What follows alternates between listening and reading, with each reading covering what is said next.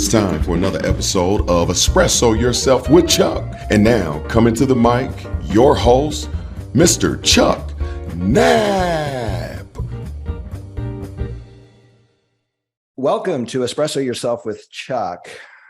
There are two people in the history of the state of Kansas who were elected to the U.S. House of Representatives, the United States Senate, and elected as governor of the state of Kansas. One was Frank Carlson from Concordia, and the other is my guest today.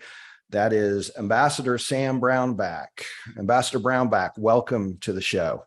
Hey, thanks, Chuck. It's great to join you, and it's great to see all the progress that JAG has had and experienced in the state of Kansas. Well, thanks. And we wouldn't be here were it not for you, and we'll get into that a little bit later.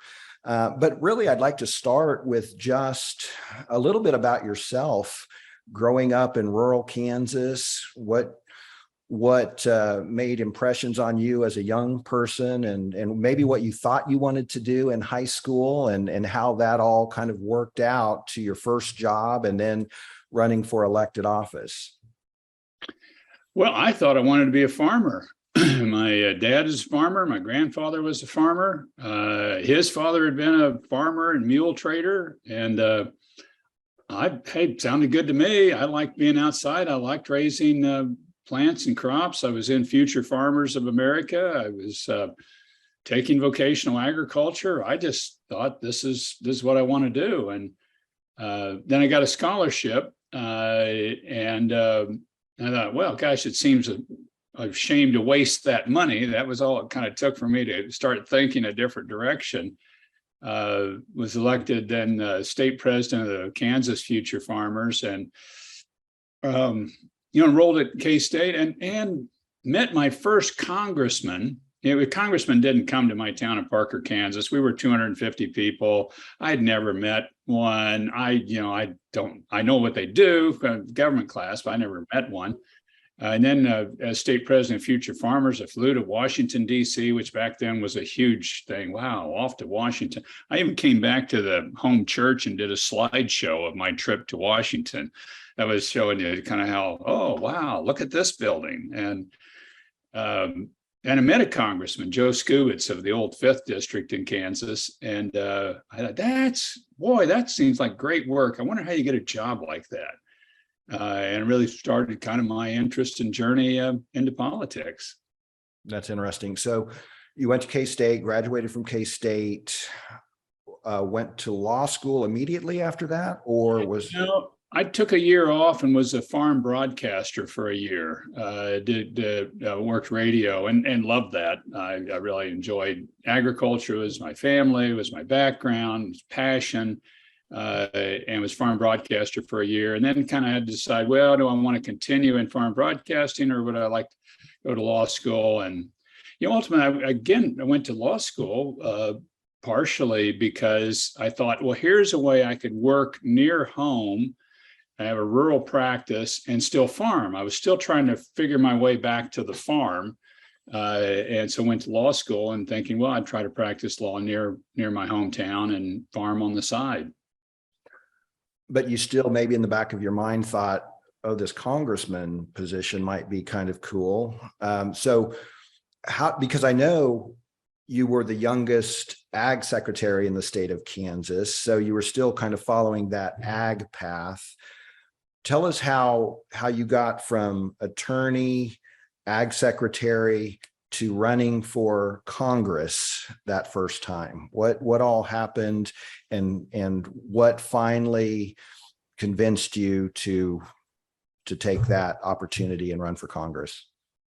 It'd gotten in there, my mind, and I guess I say that as a kind of a thought to your students. I really think that everybody in life gets presented with this sort of idea that really is a life passion for them.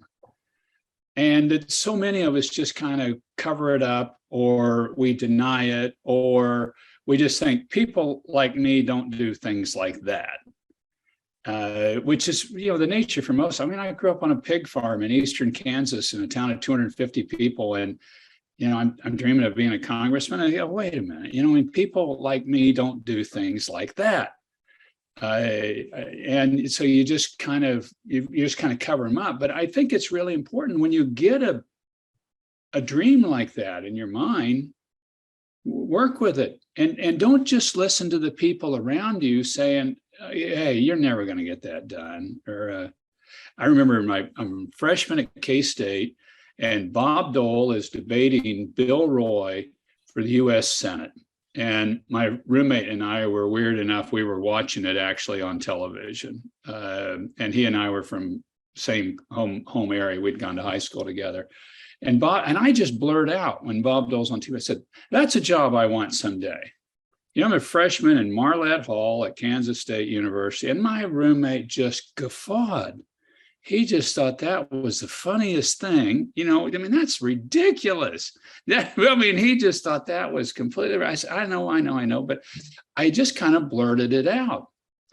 And I think sometimes our dreams come to us in blurts where we just say something almost reflexively, but then that word starts creating pathways and opportunities in our life. And I know some people would kind of go, hey, you're talking too strange for me to understand. But I do think that the human mind and the nature of things around us often works that way. When my best example of this is when Ronald Reagan spoke about the Berlin Wall, and he said, Mr. Gorbachev, tear down this wall. Now, your students are way too young to remember any of this stuff, but this is a big part of what I remember. He didn't have a single tank around there. He didn't have a plan to tear down this wall. And yet that wall started crumbling that day when he said that truth. So when you speak a truth for your own life or for somebody else, it starts creating the rumblings of it happening. Don't be scared to do it. So it was 1994, and you decided that you were going to follow that dream and run for Congress, 2nd District here in Kansas, obviously. What was that process like? And what kind of planning and preparation did you go through to ultimately be successful in that first run for Congress? Yeah, life is very cumulative. I know what you did in the past builds the foundation for your future. Whatsoever a man sows, that will he reap. And so I'd been traveling the state for years as state president of Future Farmers, and extension specialist in agricultural law, secretary of agriculture. And so I knew people throughout the state of Kansas, and the congressional seat came in. Another thing too, I was friends with Jim Slattery, who is the current congressman in the 2nd District. And Jim calls me up one day. He's a Democrat, I'm a Republican. And he says, well, I think this has probably never been done in Kansas history, but I just want to let you know I'm going to run for governor.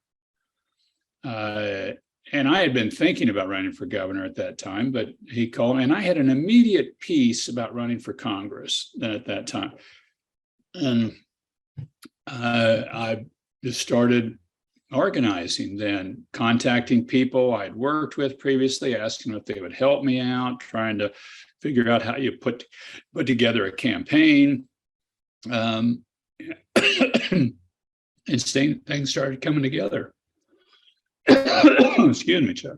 Sure. And then obviously it was a pretty crowded primary, and that was obviously a tough contest, but you got through the primary and won in November, the general election. So now you're congressman-elect. Were you thinking about that first meeting with Congressman Skubitz, or what was the kind of the first reaction after you made that huge step in a dream?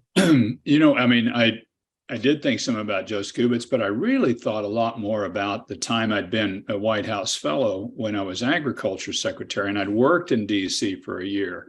Again, life is cumulative. And from that, I really had learned how Washington works. And I also knew just from the being around politics, that your biggest political capital that you have is right at the outset, before you really know what you're doing, before you really kind of figure out how to operate things.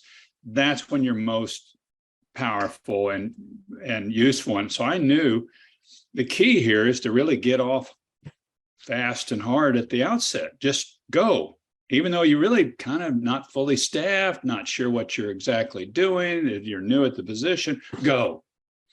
And that proved to be a wise move as well. I was president, or I was chairman of a loose-knit group that we had called New Federalist. It was the conservative wing of the class of '94. It was the first Republican Congress in over 40 years. None of us had much experience, but we had a passion and a drive and a desire, and we started really moving in to change things. And so that's really what I was thinking about right at the outset, is how do you get off to a fast start? Was really what I was focused on. Well, and you got off to a fast start, but then in 1996, a huge year in Kansas, because Senator Dole decides to run for president. He becomes the nominee, obviously, but we have 2 Senate seats that are open, U.S. Senate seats. And you've been in the House for 1 term, or not even a full term yet. And you decide that you're going to run for the Senate seat, I believe it was the Dole seat. It was. And so at that point, the Republican establishment, without getting too political here, you were not necessarily their choice. But you decided that was the right thing to do. And I won't say an outsider, because you'd been elected to Congress, but you were kind of, again, on the outside a little bit of the establishment and running for this huge, huge seat. What was it like knowing that there were forces within your own party maybe working against you, and you'd only been in the House for 1 term? Why did you make the decision to do it, and what sustained you throughout that process? Well, the last part of that's the easier one for me. It was my faith that had sustained me. The year before, I'd had cancer. I had a melanoma. And, again, I think this is something for your students. It's often really these adversities in life that put in you the character that can sustain you through the tougher times, so that there's a real connection between the adversity and the goal you're pursuing. So I'd had cancer, and it was melanoma, and we got a hold of it early and got ahead of it. But there's a period of time in there where we don't know exactly if we've gotten ahead of it or not. And, I'm just thinking, gosh, man, this could be the end. And it really caused me to sink into my faith.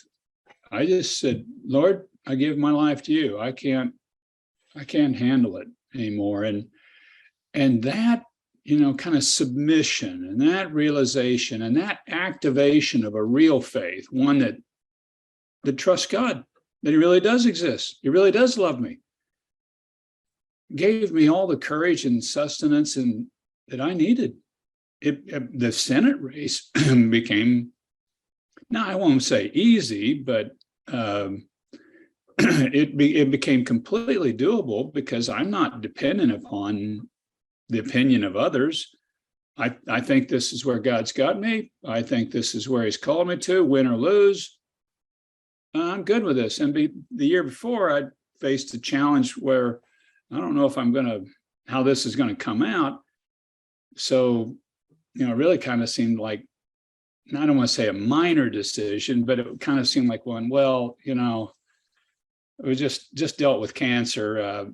This is going to be fine, however this turns out. And so it made it a easier thing to do, honestly, than running for the House the prior year was. We were taking on the establishment. There was a break in the Republican Party between moderates and conservatives. The moderates had run the party for a long time. I was a conservative. And so, that was when, that break really started to accentuate and showcase itself.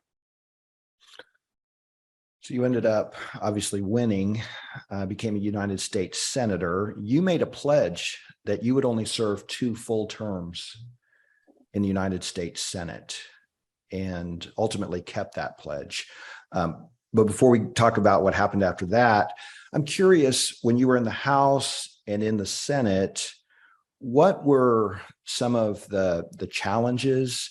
What would you consider one of your best accomplishments, and maybe what was one of the biggest challenges while you were in Congress?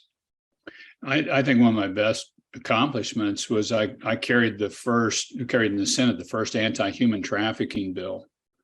And human trafficking people understand a lot more of now, but back then people didn't even think it was a topic, didn't think it was a thing.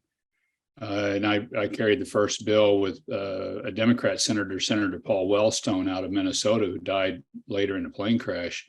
I consider that one of the great accomplishments. And also, honestly, I carried a Native American apology to apologize to broken treaties and U.S. government treatment of Native Americans. Apologies are very hard to get through. People don't like to apologize, and neither do governments. And I think that was a major accomplishment in the African American Museum of History and Culture in D.C. It's really about reconciliation, and a lot of what I've been about, it's been about reconciliation. I consider some of those and other things that I was able to be a part of as major accomplishment. One of the toughest things to do is kind of to keep your character, and you're in a place of significant human power. You've got marble floors that you're walking on all the time, and even marble restrooms. You just, and again, for a guy that's raised on a farm in eastern Kansas, you're kind of going, this is pretty cool. And you can start to really think, I'm pretty cool then, because this is pretty cool.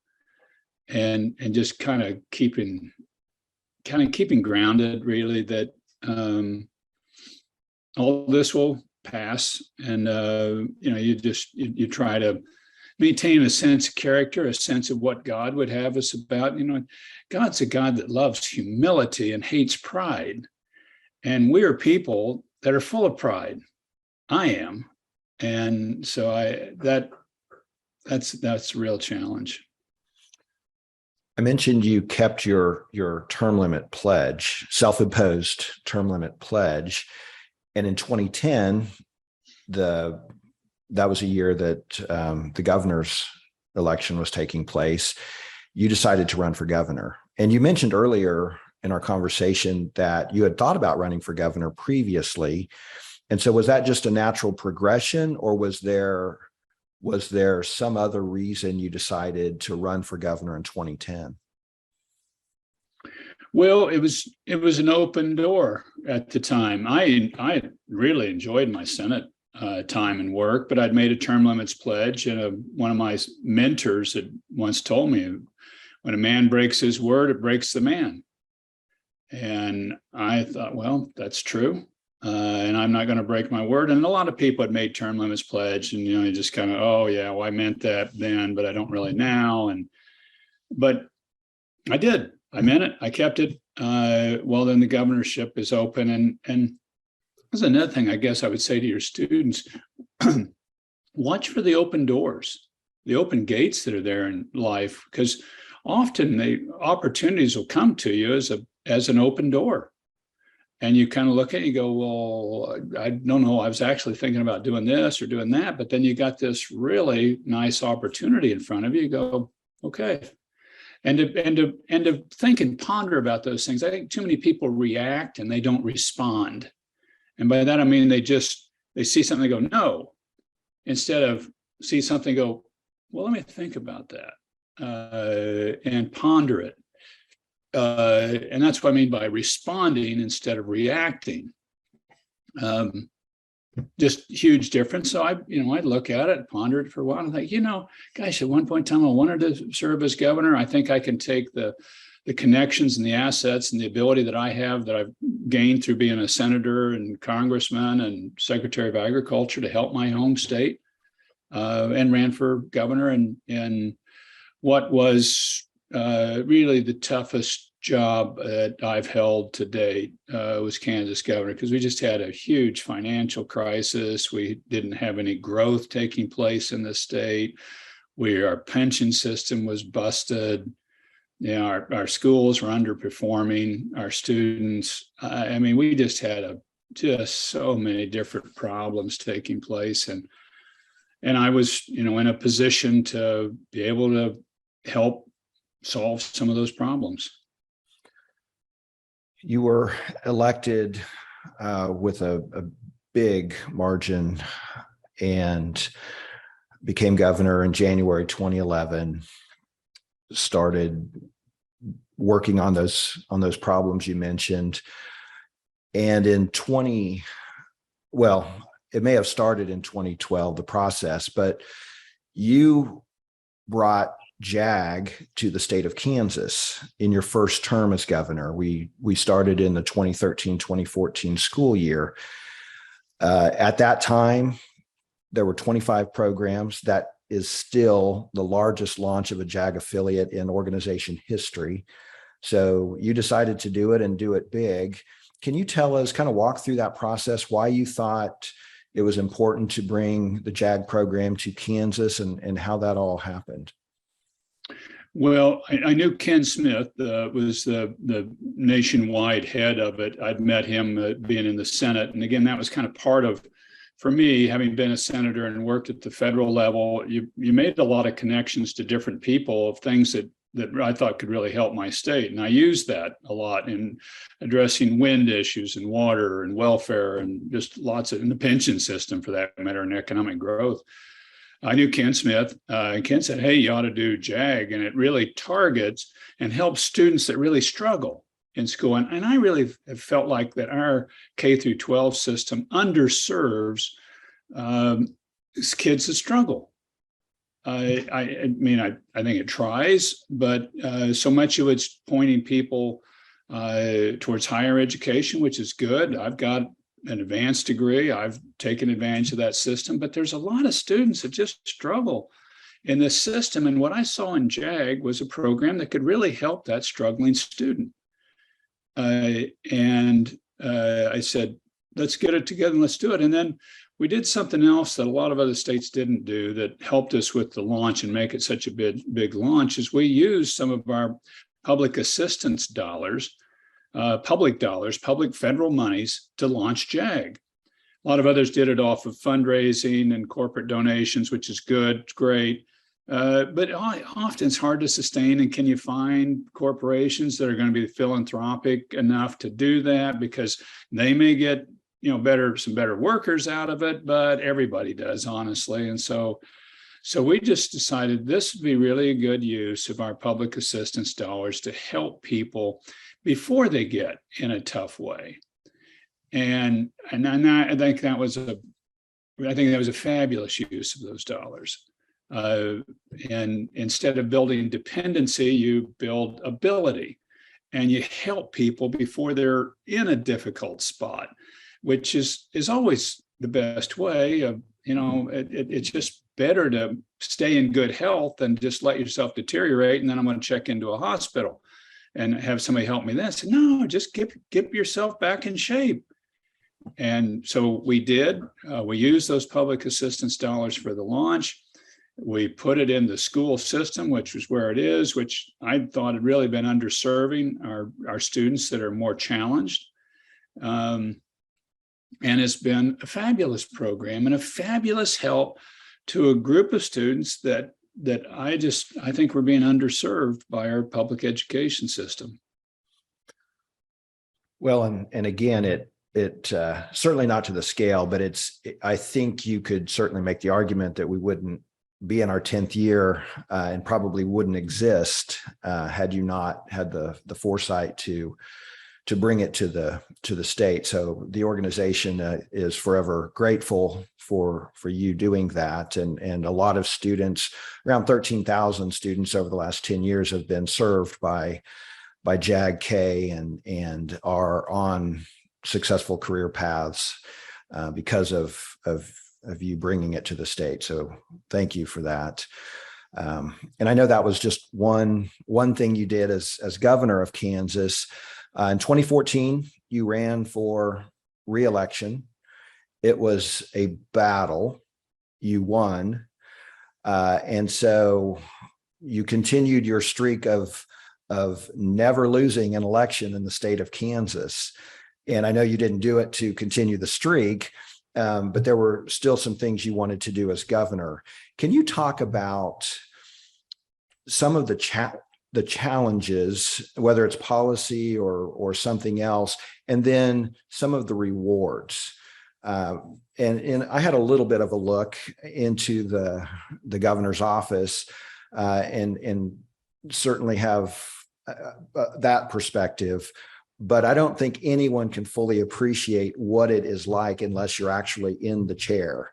So can you share with our students maybe some of the highlights and maybe some of the challenging times and why someone should consider doing it if that's what their dream is? Yeah, the highlights are big, Chuck, and the difficulties are substantial, but in relative to the highlights, they're pretty small. I'm pro-life. We had 17,000 fewer abortions while I was governor. And I can't take credit for all those, but I did sign, I think, 19 pro-life bills that helped really push the agenda and the discussion about the nature of early human life and whether it's sacred and valuable or can be disposed of. And people are alive today. And that's a highlight. Your 13,000 JAG students and graduates and the number of them that are successfully launched is a highlight. We did a mentoring program for people coming out of prison in Kansas, and I would try to meet as often as I could, several times, with people that had been mentors and mentees of people coming out of prison. And when they would launch into a successful re-entry back into society, that was just one of those, this is awesome. This is what it's about. It's about helping people that are in difficult spots. And you feel like it's all worth it. The difficulties really are that, I mean, the amount that you get poked at and made fun of and accused of ill motives and a number of things that you get accused of in public life, kind of the public beatings that you take they're hard. I mean, they sting. And so, those are difficult to take. But again, if you compare it to lives saved or transformed, it's all worth it. In January of 2018, you were sworn in as the U.S. Ambassador at Large for International Religious Freedom. And so you resigned being governor and took on this new role. And I have to admit, I'd never heard of the U.S. Ambassador at Large for International Religious Freedom. So can you tell us a little bit about what that diplomatic position does, some of the highlights during your term, and then we want to talk about what you're doing now? I consider it the most important job I've ever held. And it advances the human right of religious freedom around the world. And the United States is the country that stands for it. It's a statutorily created position. When I was in the Senate, I helped create this position because we just saw around the world all these people persecuted for simply wanting to peacefully practice their faith. As a follower of Jesus, I've seen more persecution of Christians taking place now than any time in the history of Christendom. And the Nigeria, China, Uzbekistan, North Korea, Vietnam, rural Vietnam areas. It's all over the world. And most of them you'll never know about or hear about. Many get killed without anybody knowing. God knows. But it's not just Christians. It's the Yazidis in northern Iraq. It's the Uyghurs in western China. It's the Muslim Rohingyas in Burma. And I went to all those. I didn't go to China. I'm blocked now from my visa was taken from China. They don't like me, and I don't care for the Chinese government either. So it's a mutual feeling, I guess. But what you do is you stand up for people's right to freely practice their faith. This is a fundamental human right. It's in our Constitution. It's in the UN Charter of Human Rights. And there's another very interesting thing about it. Religion's the only institution in the world that has enough adherence and enough passion in people to stand up to a government. It's the only institution. So it really acts as a check on government. And that's why governments, particularly communist governments like China, hate religion. They loathe it. They'll do anything to crush it because they know it's the only actual institution that has the strength and adherence to stand up to them. And so the degree you can strengthen religious freedom, you strengthen human rights. And then there's a final point about this. It's a human right that's deepest in us. This one's closest to the soul. It's the soul's human right to choose to believe or not to believe, and to follow and to change your beliefs. No government should be allowed to thwart that or stand in its way, as long as you're peaceful about it.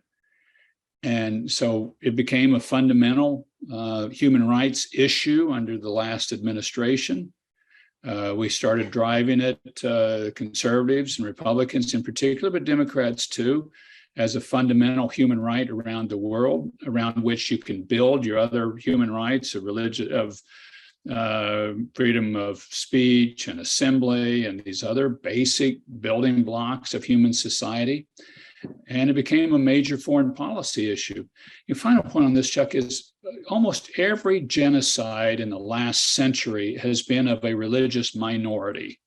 You can think of the Jews in World War II, but you can look at right now at the Uyghurs who are Muslims in Western China.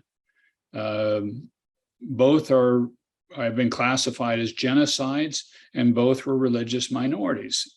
That's normally who gets a genocide, is a religious minority.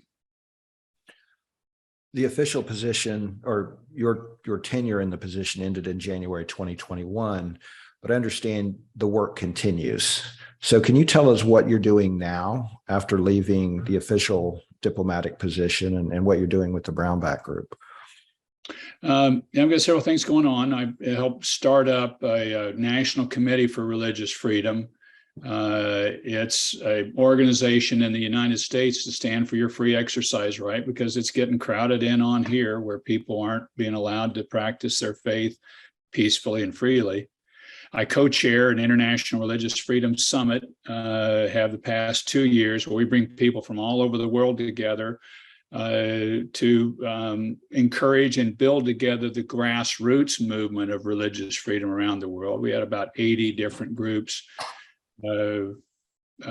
part of that event last year, and we'll do it again this year, January 31 and February 1st of next year, associated with the National Prayer Breakfast. So we're going to be right up next to it, and hope to have a really nice global audience for it.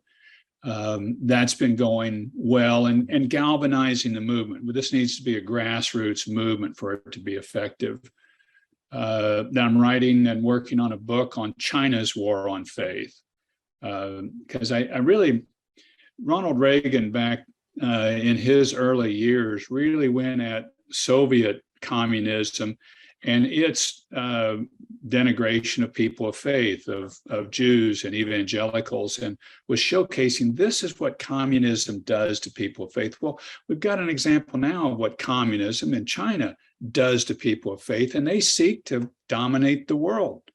And we need to push back on that. And so that's what that book project is about. And then we're winding down on this, but I've helped get a lot of religious minorities out of Afghanistan. When we pulled our troops out of there, things really collapsed. And if you were a religious minority, you just either had to go into deep hiding or get out of town. And we've helped. I've worked with a group, loose kind of group, to get a lot of religious minorities out because they were just getting killed or imprisoned or slaughtered. And then I got a bunch of other kind of different projects. Brownback Group works on, several of those. I've been working with the Iranian diaspora. There's a lot of foment going on in Iran now. I hope the regime changes. I've pushed for that for a number of years and continuing to do that. And I'm also kind of rebuilding my family time. I took a lot away from my wife, and I have elderly parents and children and grandchildren, and I'm trying to be a little more intentional about being a dad and a granddad and a son. Well, and that kind of leads to the final question, which you may have just answered with that, but outside of all your work for religious freedom and the other things you're doing, what kind of hobbies do you have, if any, or how do you express yourself outside of all the work you're doing? I still love the farm. Anytime I can get down or get outside, I like doing it. And that's not been as much as I'd like, because I travel quite a bit with the international religious freedom work and the national religious freedom work too. And then really family is the other major occupation with the outside time.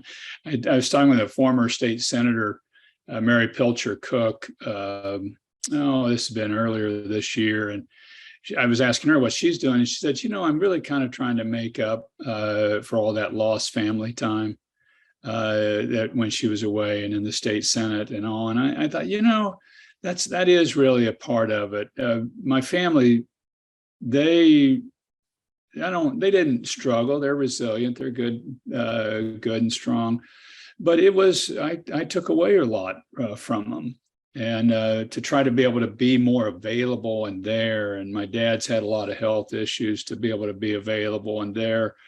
It just has been a gift. I really love it and enjoy it, and glad to be here and not in Washington, where I can do those things more often. That's been nice. Well, Ambassador Sam Brownback, thank you for your service to Kansas, to our country, to the world with your work. And thank you for appearing on Espresso Yourself with Chuck. Thank you, Chuck, for leading JAG so effectively for so long. Keep it up.